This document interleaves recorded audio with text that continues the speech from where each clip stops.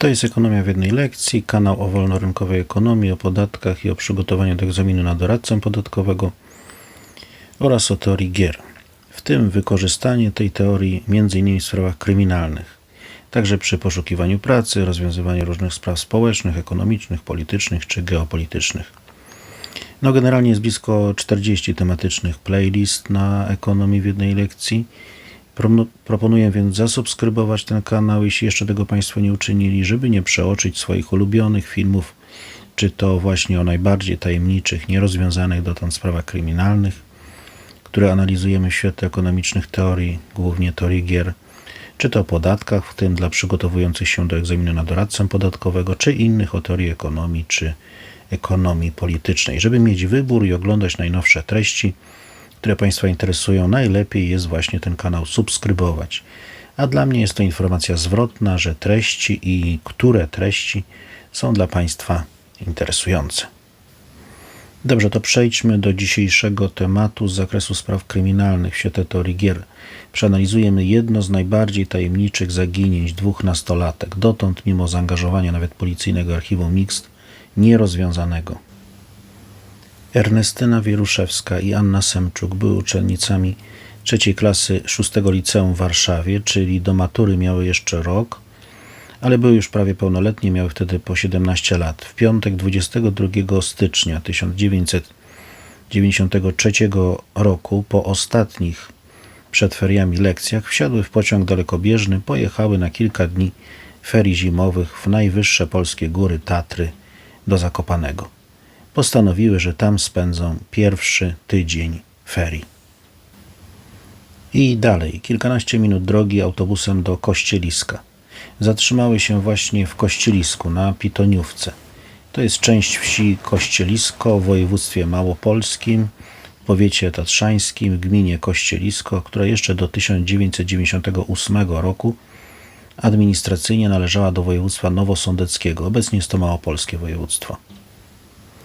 Dziewczyny zatrzymały się, wynajęły kwaterę u gaździny Marii K.S., której dom znała Ernestyna. Kwaterę tę znała wcześniej, z poprzedniego roku, z wyjazdów grupy oazowej. Gospodyni znała też rodziców dziewczyny. Tutaj od razu wskażmy pewną rozbieżność.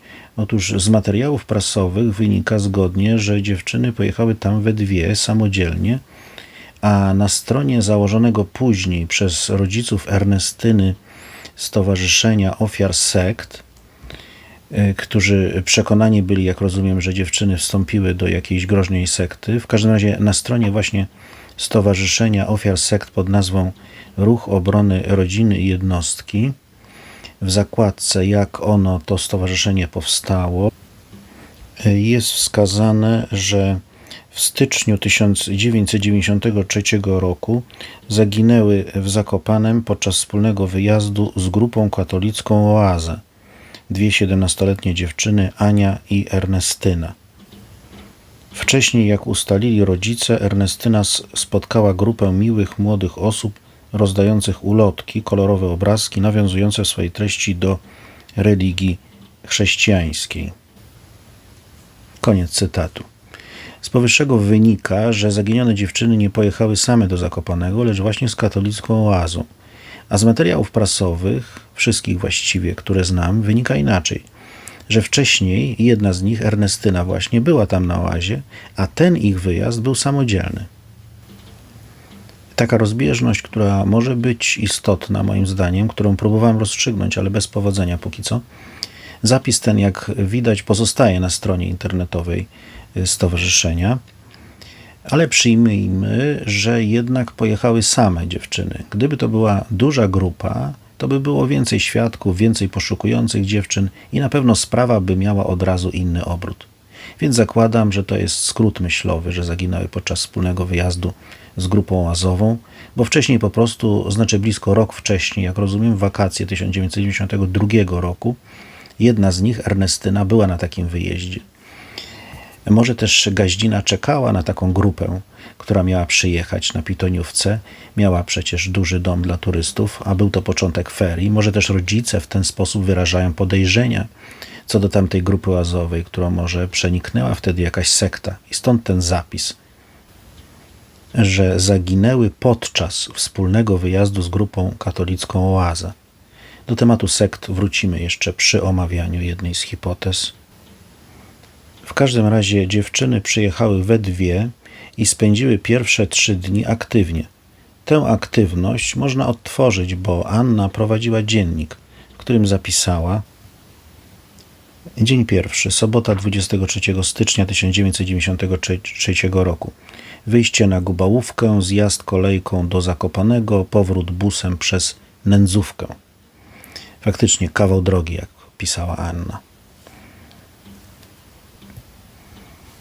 Dzień drugi, niedziela, 24 stycznia 1993 roku. Zejście do Kir i Doliny Kościeliskiej, wejście na Źleb, nieudany wlot do jaskini Mroźnej, powrót do Kościeliskiej, meta w schronisku Ornak. Droga powrotna na tyłkach, czyli pewnie jakimś transportem, zahaczeniem o jaskinię Mroźną.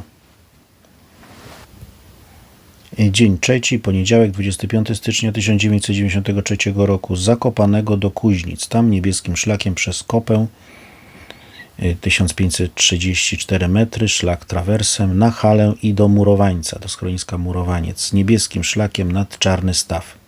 Nieudana próba wspinaczki na Karp, Zamieć, powrót do Murowańca żółtym szlakiem, Halą, Jaworzynki do Kuźnic, stamtąd do Zakopanego i na kwaterę do Kościeliska na Pitoniówce. A 26 stycznia 1993 roku o poranku, był to wtorek, 4. dzień ich wyjazdu, około godziny 9:20 rano wyszły z kwatery, miały pojechać autobusem PKS z Kościeliska do Zakopanego, żeby kupić bilety powrotne do Warszawy, i słuch o nich zaginął. Po wyjściu z kwatery, choć i samego wyjścia z domu na Pitoniówce, którym wynajmowały kwaterę, nikt nie widział. Gaździna też po krótkiej rozmowie, jak zeznała, dziewczyny podziękowały, rozliczyły się, zostawiły jeszcze plecaki i z małym plecaczkiem, bez ciepłych ubrań, bez herbaty gorącej, aparatu fotograficznego, bez kosmetyków, to znaczy wszystkie te rzeczy zostawiły jeszcze na kwaterze. Paszporty, pieniądze, aparat fotograficzny, małobrazkowy, Rikoch.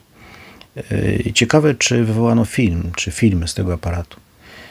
Też został pamiętnik Anny, ubrania i kosmetyki, licalistek, rzeczy, które normalnie by ze sobą zabrały, gdyby planowały dalszą wędrówkę w góry. Zresztą zamieć, której doświadczyły już poprzednie dni, nasilała się i praktycznie uniemożliwiała wyjście w góry. W każdym razie bez praktyki i specjalistycznego sprzętu było to niemożliwe. Dziewczyny miały, jak wynikało z rozmowy z Gaździną, jak zeznała, pojechać do Zakopanego, żeby kupić bilety do Warszawy właśnie, i faktycznie system biletowy zapisał te 2 bilety do Warszawy, ale nie wiadomo, nie ma dowodu, że to Ernestyna i Anna kupowały te bilety. W Zakopanem miały jeszcze spotkać się ze znajomymi, ale właśnie z samego momentu ich wyjścia, jak już sobie powiedzieliśmy, Gaździna, wróciwszy do swoich spraw, nie widziała wyjścia z domu na Pitoniówce. Tak zaginęły Ernestyna i Anna bez wieści. Minęło 32 lata i sprawa pozostała nierozwiązana.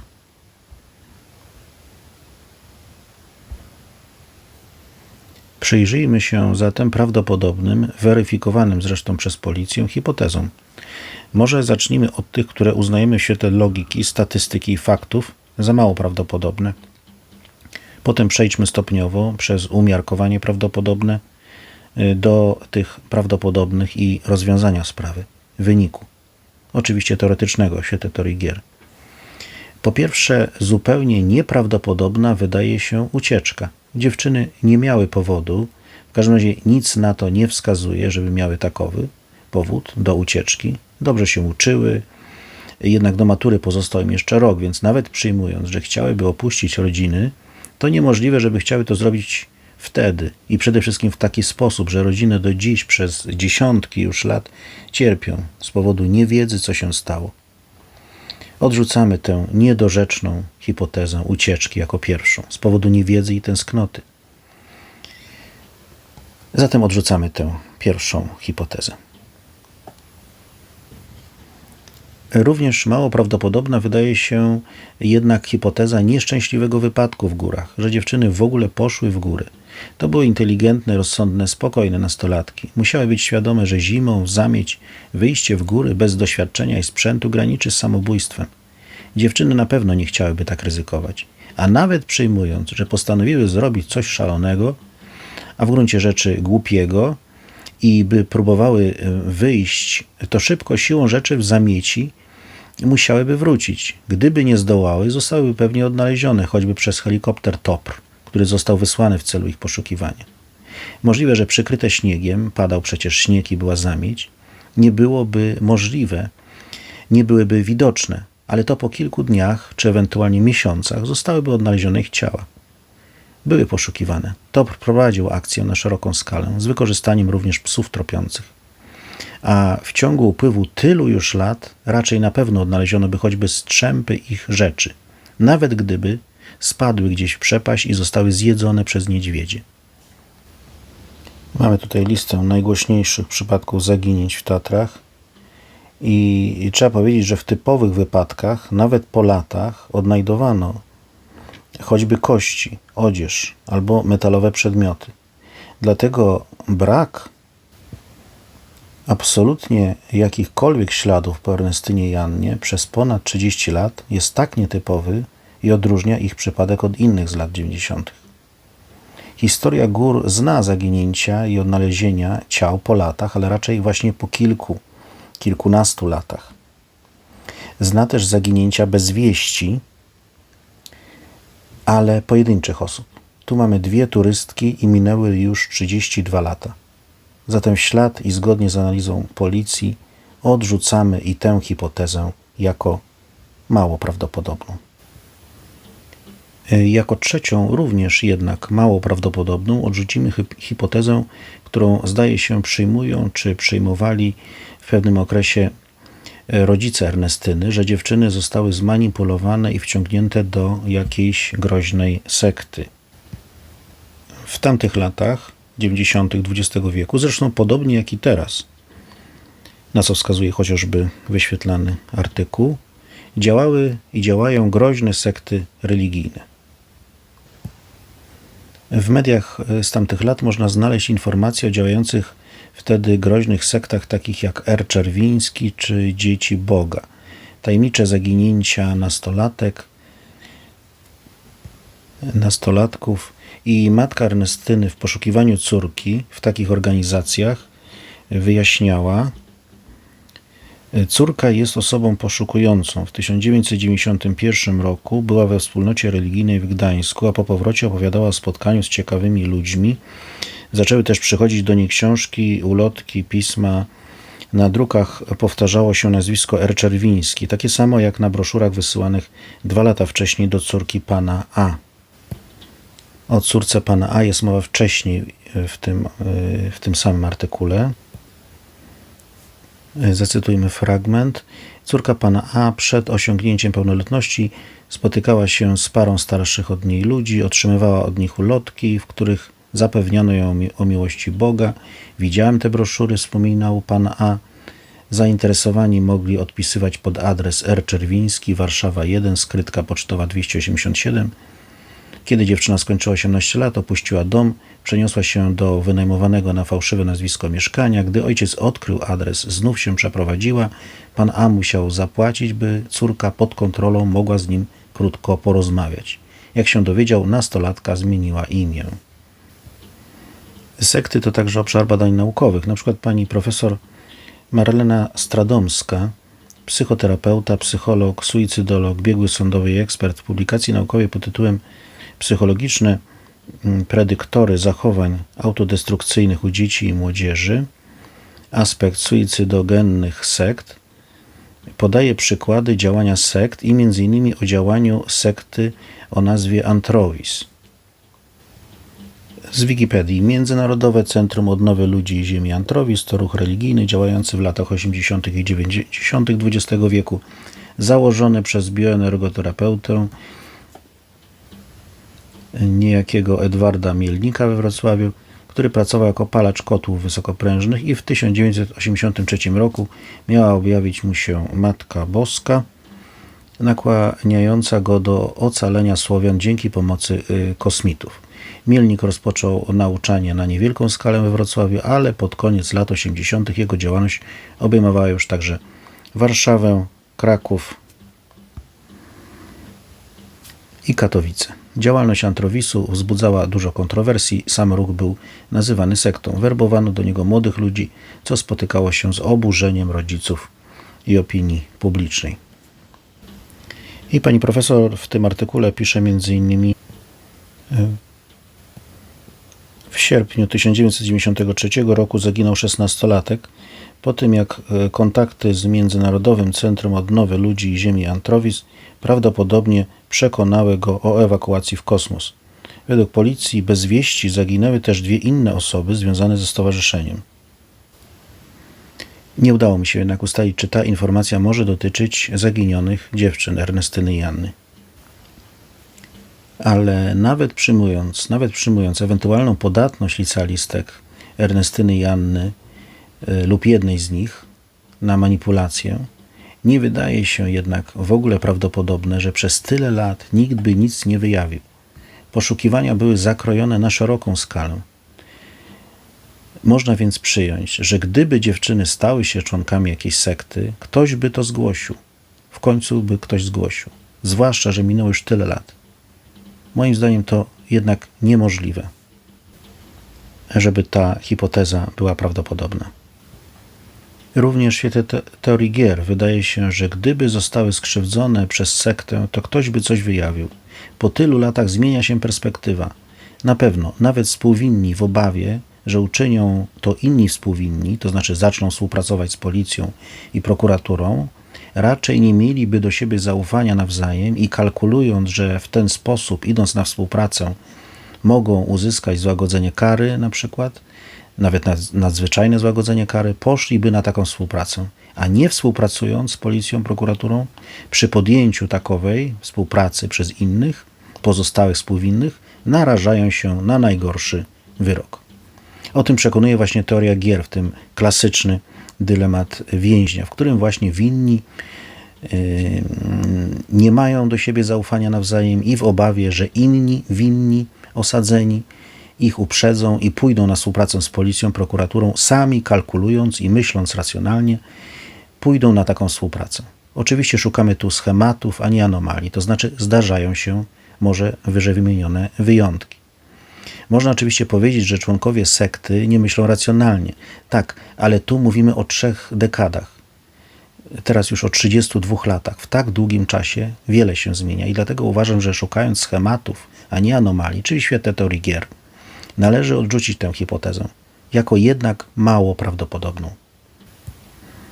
To znaczy szacujemy, przecież nie mamy dowodów, opieramy się tylko na doniesieniach medialnych i na teorii ekonomii, głównie teorii gier właśnie, że hipoteza jest mało prawdopodobna i jako taką odrzucamy ją. Właściwie kolejne 3, choć one też mogą się przenikać jakoś, hipotezy numer 4, 5 i 6, wywiedziemy z pewnego pobocznego jednak chyba wątku.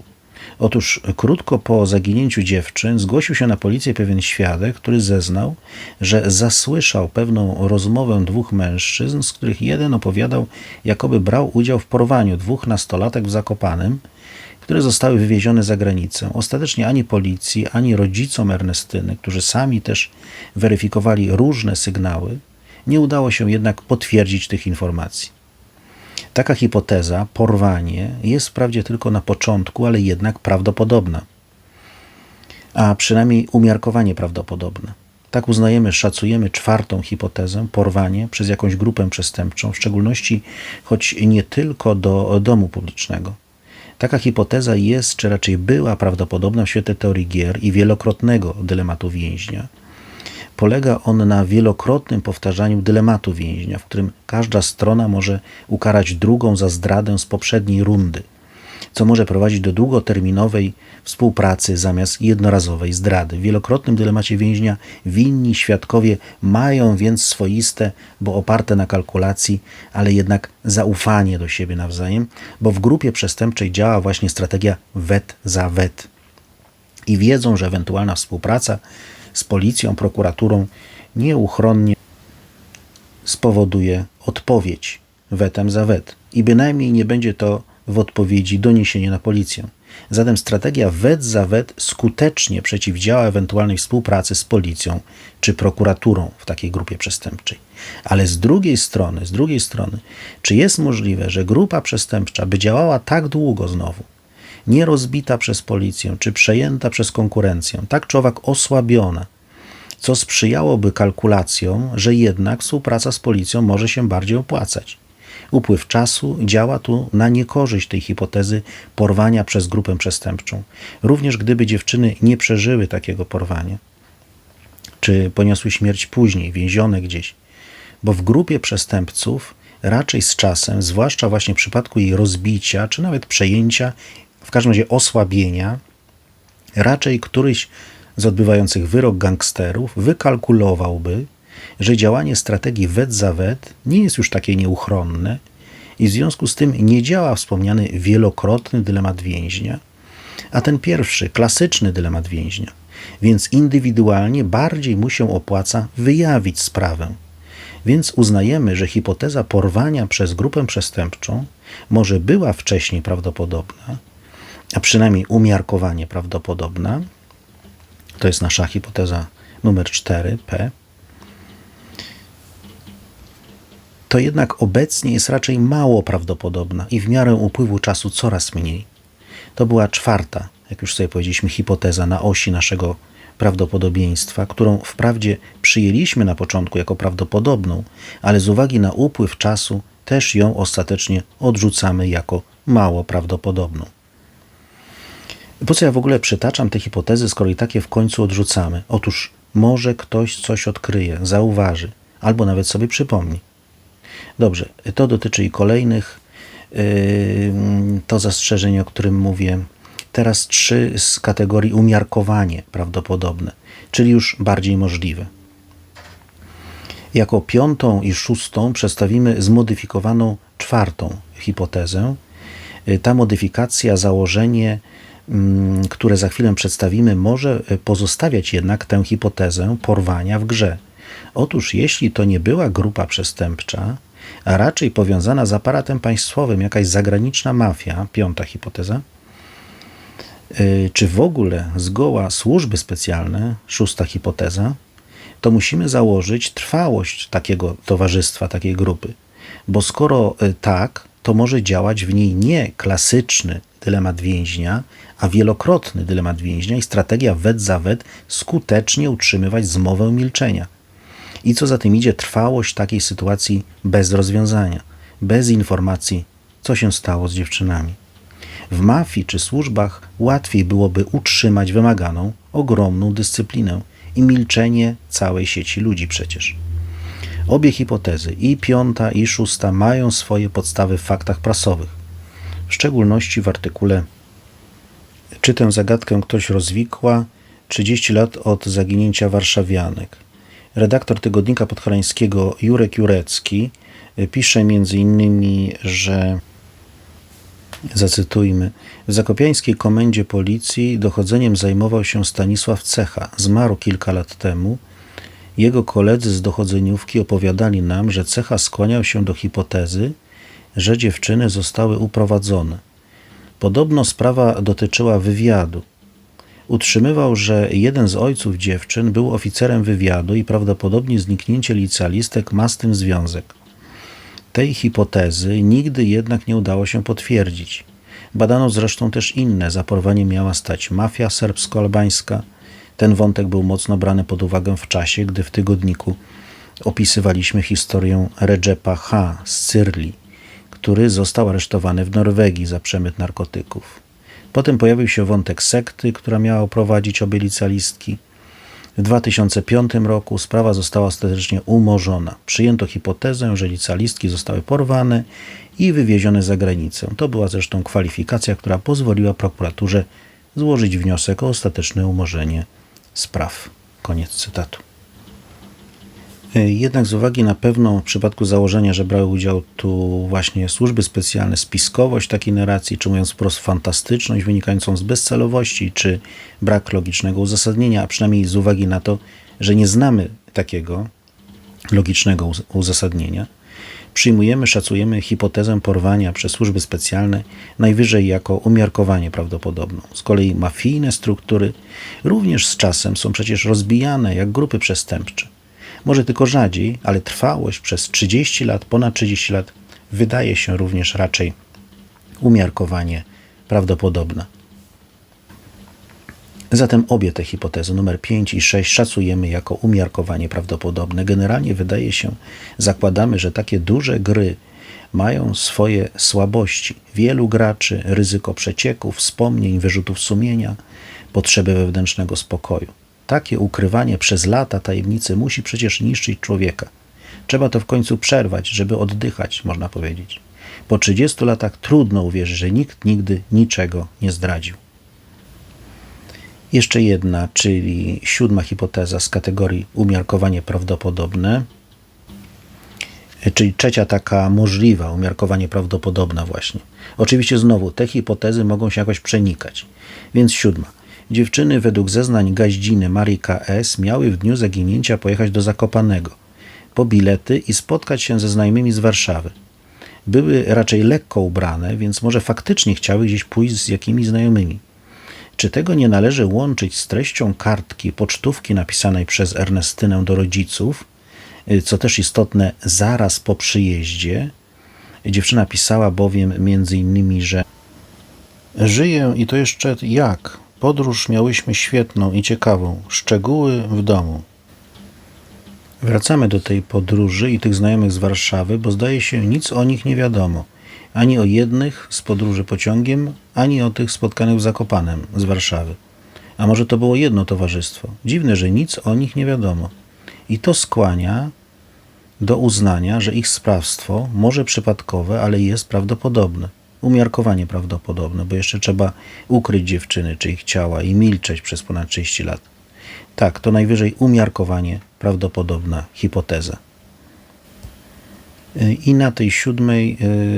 hipotezie zakończyliśmy omawianie hipotez umiarkowanie prawdopodobnych, czyli numer 5, 6 i 7. 4. z uwagi na upływ czasu uznaliśmy za mało prawdopodobną, czy zgoła nieprawdopodobną.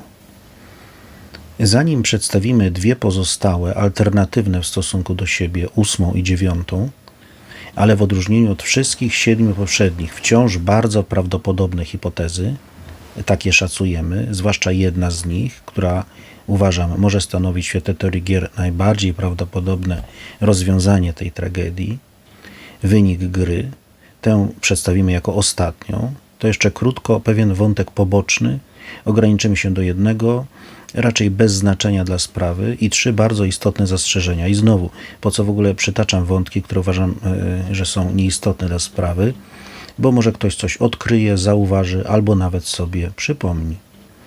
Najpierw ten poboczny wątek. Uważam po analizie, że jednak nieistotny wątek. Otóż 4 marca 1993 roku, czyli trochę ponad miesiąc, 37 dni od zaginięcia, ktoś włamał się do samochodu ojczyma Ani.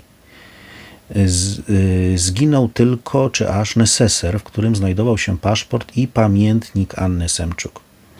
W samochodzie ponoć pozostały inne cenne przedmioty. Może złodziej oczekiwał, że zawartość, a przez to obiektywna wartość tego neseseru będzie inna, dużo wyższa. Zakładam, że jednak chodziło o ten neseser, a nie akurat taką jego faktyczną, raczej subiektywną wartość i zawartość. Czyli, że to nie ma związku ze sprawą. Pewnie rodzic w roztargnieniu spowodowanym tragedią zostawił teczkę na widoku w samochodzie, złodziej wykorzystał okazję. Możliwa jest też pewna prowokacja policji, ale tak czy owak pozostaje, uważam, ostatecznie bez znaczenia dla zaginięcia ten wątek. Bo jednak gdyby to byli sprawcy zaginięcia, to po pierwsze skąd by wiedzieli, że akurat tam jest pamiętnik, a po drugie i chyba najważniejsze, po co im on? Jaki mógł być cel tej kradzieży? Niszczenie jakiegoś dowodu, czy wręcz przeciwnie, zwrócenie nań uwagi? Bo policja już, zakładam, na pewno pamiętnik przeanalizowała, mam nadzieję, że i skopiowała. Przestępca musiał to wiedzieć, tego się domyśleć. Po co mu więc ten pamiętnik? Najbardziej prawdopodobne więc, że to ślepy trop. Przynajmniej w tym filmie nie będziemy się już nim zajmować. I jeszcze te 3 ostatnie zastrzeżenia, o których proszę nie zapominać, które dotyczą całej analizy, całego tego filmu, a hipotez, które za chwilę przedstawimy w szczególności.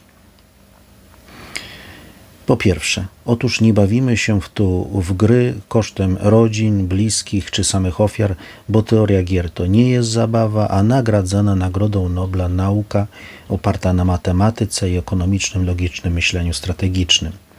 W teorii gier decyzje uczestników, graczy właśnie, w sytuacjach konfliktu lub współpracy, gdzie wynik zależy od wzajemnych działań wszystkich stron, wyłaniają się te decyzje jakby same. I po drugie zastrzeżenie, ta nasza analiza to jest prawdopodobieństwo, a nie oskarżenie kogokolwiek. Tylko model to jest. Ekonomiści lubią modele. To jest hipotetyczna analiza strategiczna i logiczne implikacje strategiczne, teoretyczne. Nie natomiast twierdzenie o winie konkretnej osoby czy osób. I trzecie zastrzeżenie. Może istotne szczególnie dla rodziców, gdyby obejrzeli ten film. Otóż to są rozwiązania modelowe, statystyczne, w świetle teorii gier, w której szukamy, jak już sobie powiedzieliśmy, raczej kryminalnych schematów niż anomalii. Więc chcę powiedzieć, że że takie czy inne rozwiązanie wydaje się logiczne, nie znaczy, że tak musiało być. Bo po prostu jeśli rodzice wierzą, że dziewczyny gdzieś żyją, to nie należy im odbierać tej wiary, nie należy rezygnować z tej wiary. Nie powinni tracić tej wiary przez jakieś modele statystyczne rodzice.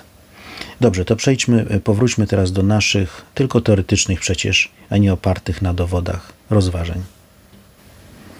Zostały, jak powiedziałem, 2 alternatywne, prawdopodobne hipotezy numer 8 i 9. Prawdopodobieństwo ich wystąpienia zależy od pewnego szczegółu.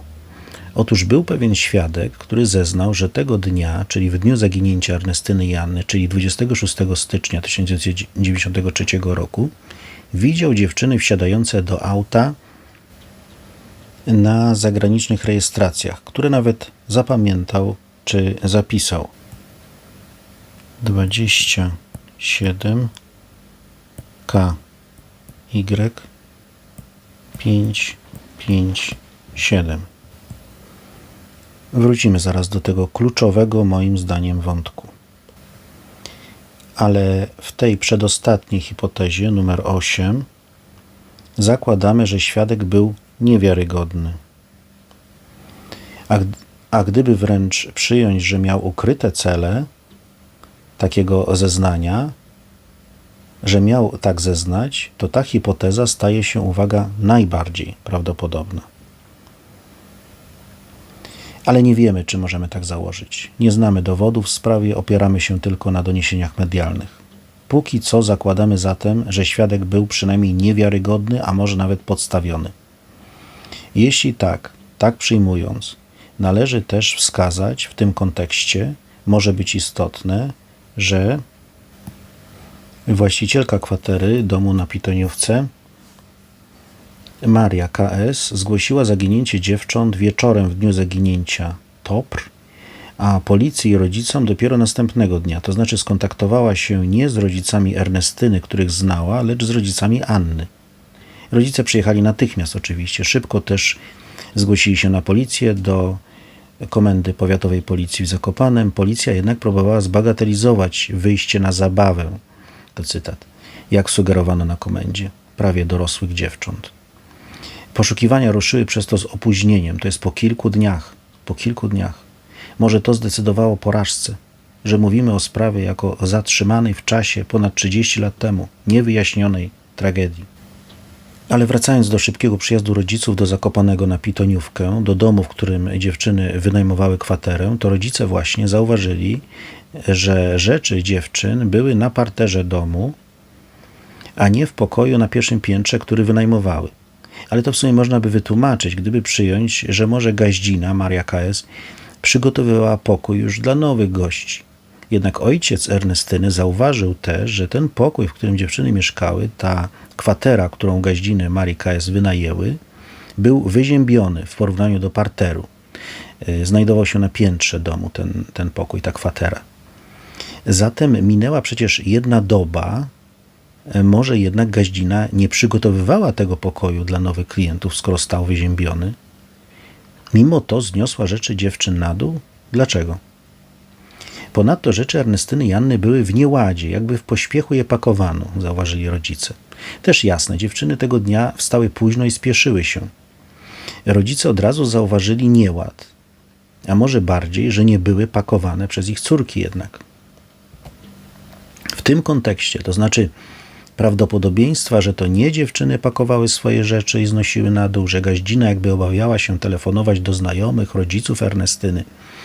Zakładamy, że to jakaś forma wyrzutów sumienia. Oczywiście może tylko wynikać, że nie dopilnowała dziewczyn, co być może obiecała rodzicom.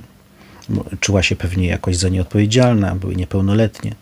Ale może znaczyć coś więcej, znacznie więcej. No więc w tym kontekście podejrzanych działań Gaździny, pakowania, znoszenia rzeczy, informowania z opóźnieniem, a w przypadku rodziców telefonowania do tych, których nie znała, to w tym kontekście istotnym tropem wydaje się relacja Ernestyny i syna właścicielki kwatery, niejakiego Stanisława. Śledczy dotarli bowiem do informacji, że licealistka spodobała się mężczyźnie już podczas poprzedniego pobytu z grupą oazową, gdy też tam właśnie na Pitoniówce u tej Gaździny nocowała ta oaza. 17-latka, wtedy jeszcze 16-latka, nie była jednak zainteresowana i odrzuciła bliższą relację. Śledczy podejrzewali, że syn właścicielki pensjonatu mógł chcieć próbować ponownie zyskać uczucie dziewczyny i skutek ponownego kosza chcieć się zemścić. Zresztą według niektórych źródeł, zdaje się zeznań uczestników oazy z poprzedniego roku, mężczyzna już wtedy dziwnie się zachowywał, nawet groził Ernestynie. Policja jednak przeszukała 2 nieruchomości z nim, ze Stanisławem związane, w szczególności ten dom na Pitoniówce. Stanisław, tak miał na imię, ma na imię, miał żelazne alibi, przynajmniej uznane za takie. Policja nie ujawniła jednak, co je stanowiło to alibi, jedynie to, że było nie do podważenia. Oczywiście można przyjąć, że gdyby Ernestyna czuła się jakoś zagrożona przez Stanisława, to by nie przyjechała tam ponownie przecież. Gdyby uznała, że grozi jej niebezpieczeństwo ze strony odrzuconego mężczyzny, więc pewnie nie zdecydowałaby się przyjechać ponownie do Kościeliska na tę kwaterę. Jednak z drugiej strony ona tę relację zupełnie inaczej traktowała, jako niebyłą, nieistotną. Może trochę mi to nawet pochlebiało, ale tak czy owak nie miało to dla niej znaczenia. Mężczyzna może coś sobie wyobrażał i oczekiwał. Dziewczyna mogła zupełnie nie traktować tak tego poważnie i zwyczajnie nie rozpoznać zagrożenia. Hipoteza wskazuje więc na przestępstwo rodzinne. W takim układzie dylemat więźnia nie zadziała, nawet klasyczny, w którym współwinni nie mają do siebie nawzajem zaufania i w obawie przed współpracą z policją pozostałych sami decydują się na współpracę. Tu, w rodzinie, gdy istnieje silna więź, nie wystąpi dylemat więźnia. Nie działa po prostu i sytuacja może trwać wiele lat, nawet dziesiątków lat, jak w tej tragedii. Zmowa milczenia może trwać bez końca. Zatem przynajmniej w świetle teorii gier przestępstwo związane z odrzuceniem, sprawstwo syna Gaździny, Marii K.S., jest prawdopodobne. Jednak nie możemy tej hipotezy tak pozostawić. Policja bowiem, zakładamy, dokładnie dokonała przeszukania domu i nic nie znalazła, żadnych śladów krwi, nic niepokojącego. Jednak do przestępstwa mogło dojść gdzieś indziej, gdzie Stanisław wyprowadził podstępnie dziewczyny. Zauważmy, dom przecież znajduje się na skraju lasu. I to miejsce wybrała Ernestyna, która twierdziła, że tylko w takich warunkach, bez komfortu, w zwykłej góralskiej chacie, położonej daleko od centrum miasta, można naprawdę poznać smak gór. Zatem hipoteza wydaje się prawdopodobna, jednak została odrzucona przez policję. Z materiałów prasowych wynika, że w poszukiwaniu dziewczyn wykorzystano także psy tropiące. I jeżeli psy tropiące to były nie tylko psy ratownicze TOPR, ale właśnie tropiące policji i te zostały faktycznie wykorzystane także w badaniu domu na Pitoniówce, okolic przede wszystkim, okolicznych lasów, to raczej wykluczałoby taki obrót spraw i wyłaniającą się z teorii gier jakby samą hipotezę zbrodni zazdrości, zemsty i rodzinnej zmowy milczenia. Jednak nie jest pewne, czy wtedy już wykorzystywano psy tropiące. Wprawdzie psy mogły być włączane do akcji poszukiwawczych, jednak właśnie mowa o programie pilotażowym z połowy lat 90. Tak wynika z artykułu 60 lat Zakładu Kynologii Policyjnej zamieszczonego w kwartalniku policyjnym, że od września do grudnia 1994 roku trwał pilotażowy kurs według modelu angielskiego przewodników i tresury psów patrolowych z umiejętnością tropienia śladu ludzkiego o wieku, uwaga, do 2 godzin. A jeżeli psy w ogóle zostały użyte w tej sprawie, to najwcześniej po 24 godzinach. Zatem hipoteza sprawstwa syna Gaździny, Marii K.S. i zmowa milczenia w świetle teorii gier i klasycznego dylematu więźnia powinna pozostać w grze jako prawdopodobna. Zostawiamy więc tę hipotezę jako prawdopodobną, skoro wyłania się z teorii gier. Tylko jedna okoliczność może sprawić, że uznamy tę hipotezę, podobnie jak pierwsze 4, za nieprawdopodobną w ogóle. Przedstawmy zatem alternatywną, 9. i zarazem ostatnią hipotezę. Wróćmy zatem do świadka, który widział i jak zeznał wsiadające dziewczyny do czerwonej osobowówki na zagranicznych blachach, tablicach rejestracyjnych. Jeżeli był wiarygodny, to zaprzecza tym hipotezom. Jeżeli świadek był wiarygodny, a nie podstawiony przez rodzinę, która chciała odsunąć poszukiwania w pobliżu i skierować śledztwo na fałszywy trop, to jego zeznania są, uważam, kluczowe. I tylko ta jedna hipoteza, ten trop jest interesująca i na tyle prawdopodobna, że należy nim zmierzać. Autorka filmiku Tajemnicze zaginięcie na Podhalu Ernestyna Wieruszewska i Anna Semczuk na kanale Śledztwo Rodzinne zauważyła, że jeśli dziewczyny wstały tego dnia 26 stycznia, dniu zaginięcia, późno, około godziny 9, to raczej nie zdążyły na 9:20 na ten PKS do Zakopanego. Faktycznie również materiał programu 997 przedstawia, że dziewczyny tego dnia szybko wyszły w pośpiechu z domu u Gaździny, jakby były spóźnione. W telewizyjnym magazynie właśnie kryminalnym 997 z 14 marca 2019 roku prowadzący zaprosił do studia rodziców Ernestyny. Był też obecny rzecznik komendanta głównego policji, inspektor Mariusz Ciarka. W programie przyjęto jako najbardziej prawdopodobną wersję zdarzeń porwanie, że dziewczyny poznały kogoś na szlaku, kto potem im tego 26 stycznia zaproponował podwózkę, może jakąś wspólną imprezę, czy wyjście w Tatry. Zgłosił się przecież wspomniany już świadek, który widział, jak zeznał, 2 dziewczyny, ale nie wiadomo, czy zidentyfikował właśnie te dziewczyny, które wsiadły do czerwonego samochodu osobowego z zagraniczną rejestracją. Zapamiętał numery rejestracyjne pojazdu, zapewne z uwagi na ich unikalność. Nie była to polska rejestracja, jednak nie udało się ustalić nie tylko właściciela, ale nawet zweryfikować, w jakim kraju zarejestrowano samochód. Policja zwróciła się też o pomoc do Interpolu w tej sprawie, ale bez rezultatu. I tu dochodzimy do punktum całego tego obrazu, który naszkicowaliśmy ze wszystkimi mniej lub bardziej prawdopodobnymi, wyłaniającymi się głównie właśnie z teorii gier hipotezami. Otóż, wbrew temu, co twierdzi, jak wynika z doniesień medialnych, policja i możliwe, że powiadomiony Interpol, ten numer tablic rejestracyjnych 27 KY 557 jest identyfikowalny i powinien prowadzić do teoretycznego przynajmniej ukierunkowania sprawy. Choć może i ten trop sprawdzono, tego nie wiem. W każdym razie wygląda na to, że to była turecka tablica rejestracyjna. Otóż oto krótkie podsumowanie dowodów uzyskanych i potwierdzonych z pomocą sztucznej inteligencji.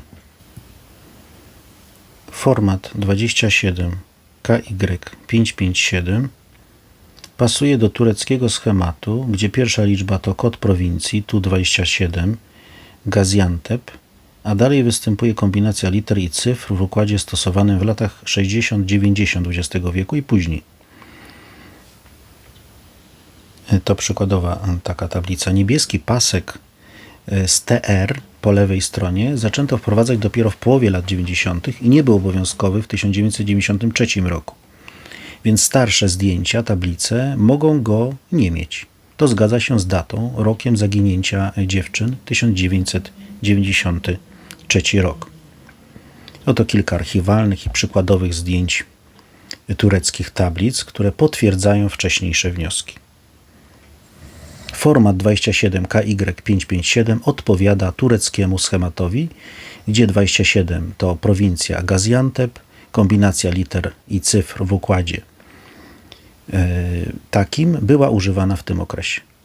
Na załączonych zdjęciach widać stare białe tablice z czarnymi znakami, bez niebieskiego paska TR, co było powszechne w latach przed wprowadzeniem obowiązkowego paska w połowie lat 90. Więc tablica z 1993 roku pasuje wizualnie.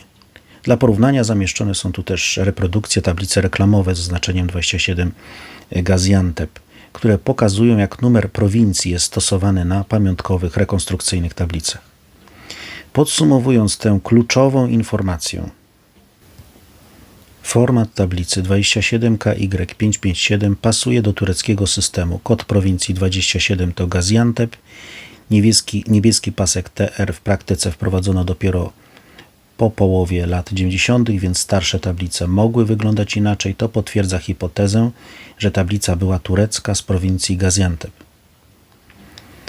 Jakie mogły być potencjalne powody obecności obywatela Turcji, na przykład z prowincji Gaziantep w Zakopanem w tamtym okresie?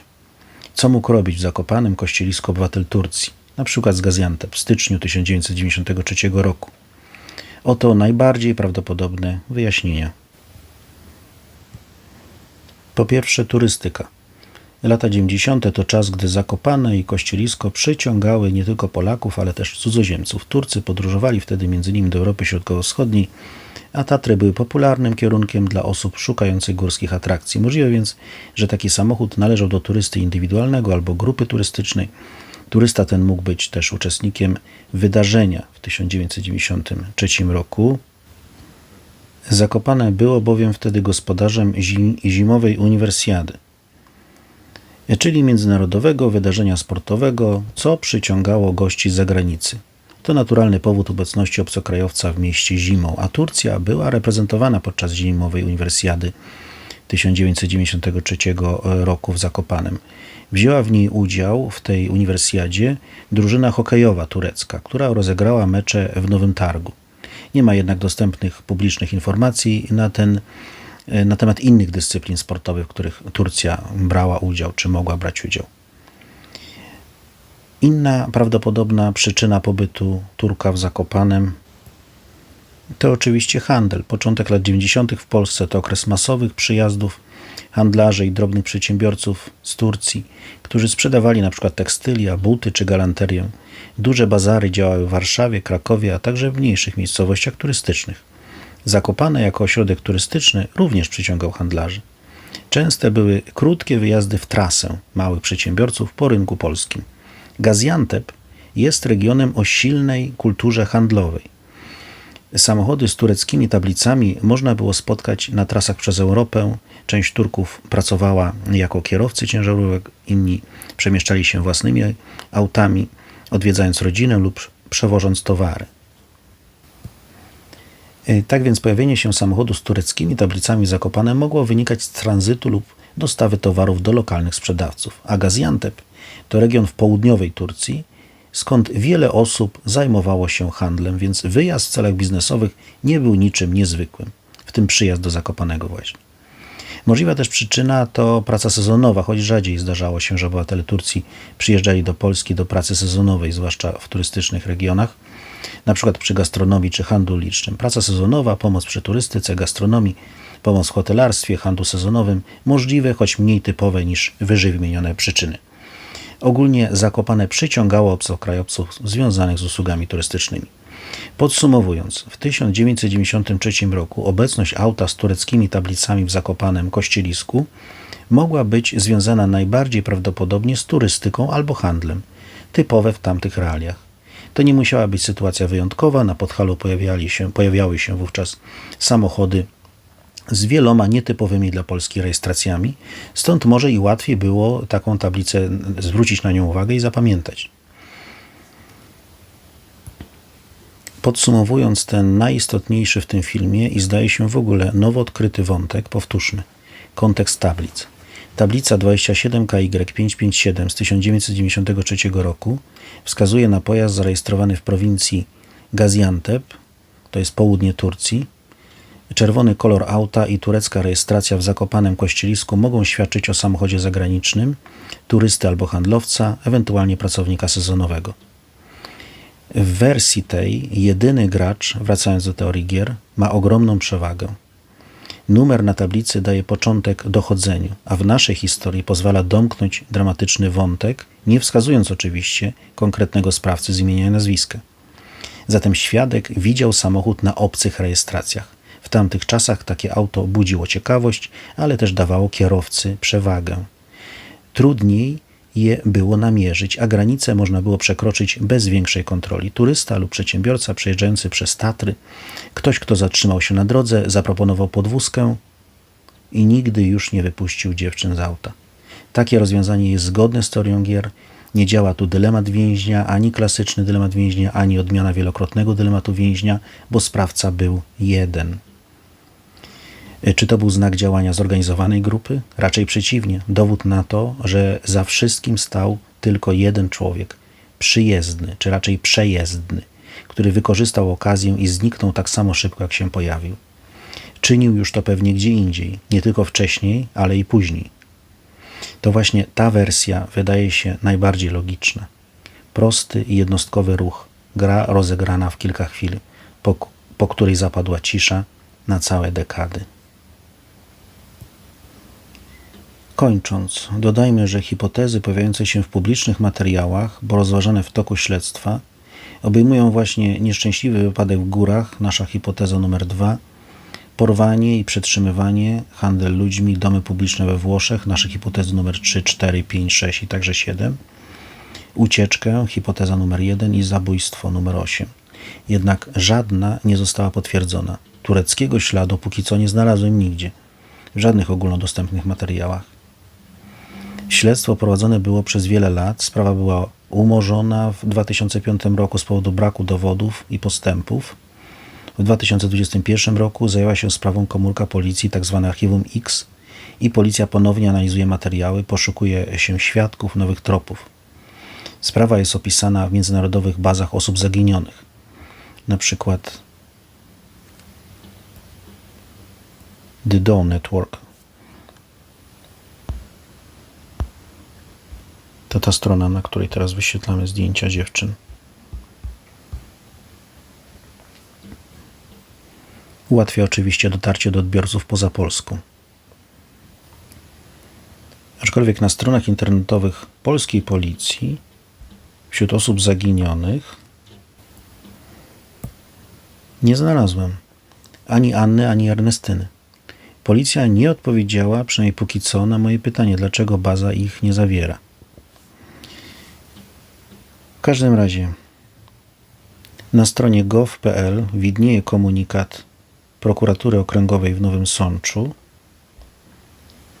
z 17 sierpnia 2022 roku o podjęciu na nowo śledztwa w sprawie zaginięcia 2 dziewczyn w Zakopanem w styczniu 1993 roku, w którym stwierdzono m.in., że prowadzenie śledztwa powierzono Komendzie Powiatowej Policji w Zakopanem, której to jednostce można przekazywać informacje mające znaczenie dla wyjaśnienia okoliczności zaginięcia Ernestyny Wieruszewskiej i Anny Semczuk i ich dalszych losów. Ewentualnie do Prokuratury Okręgowej w Nowym Sączu do sprawy o sygnaturze. Tutaj jest wskazana ta sygnatura. Tak więc, proszę Państwa, może tym filmem i nowym tropem przyczynimy się jakoś do rozwiązania tajemniczego zaginięcia Ernestyny i Anny. Bo wprawdzie hipotezy związane z jakimiś grupami przestępczymi, mafią, służbami specjalnymi czy sektami mogą jakoś skupiać uwagę przez tajemniczość, bo tworzą obraz wielkiej gry, w której pionkami są zagubione nastolatki, licealistki. Ale logika podpowiada coś innego. W tym z teorii gier wyłania się jakby samo inne spójne rozwiązanie. Wynik, że to była mała gra, prosta, brutalna, rozegrana przez jednego człowieka, który znał teren i wiedział z doświadczenia, jak zniknąć razem ze swoimi ofiarami. Pewnie czynił to już wcześniej i później. Zastanówmy się jeszcze, co to znaczy praktycznie, do czego doszliśmy i co dalej. Więc jeżeli samochód miał tablicę 27 KY 557, to zgodnie z formatem wyglądają one na zagraniczne. Wcześniejsza analiza formatu wskazywała, że taki wzór pasuje do tablic tureckich. Kod 27 to prowincja Gaziantep. Jednak potwierdzenie historycznego właściciela rejestracji takiej tablicy wymaga dostępu oczywiście do rejestrów międzynarodowych, policyjnych. Rzeczy, do których oczywista sprawa nie mamy dostępu. Oficjalne działania w tej kwestii musi prowadzić policja, prokuratura lub Interpol. Dziękuję za uwagę. Do sprawy będziemy, myślę, wracać. Zapraszam do sekcji komentarzy. Jeżeli chcecie Państwo, macie taką możliwość, chęć, aby wesprzeć finansowo rozwój kanału Ekonomia w jednej lekcji, to przycisk pod nazwą Wesprzyj znajduje się pod filmem i na stronie głównej kanału. To była Ekonomia w jednej lekcji, o ekonomii, o podatkach i o teorii gier. Dziękuję i do usłyszenia.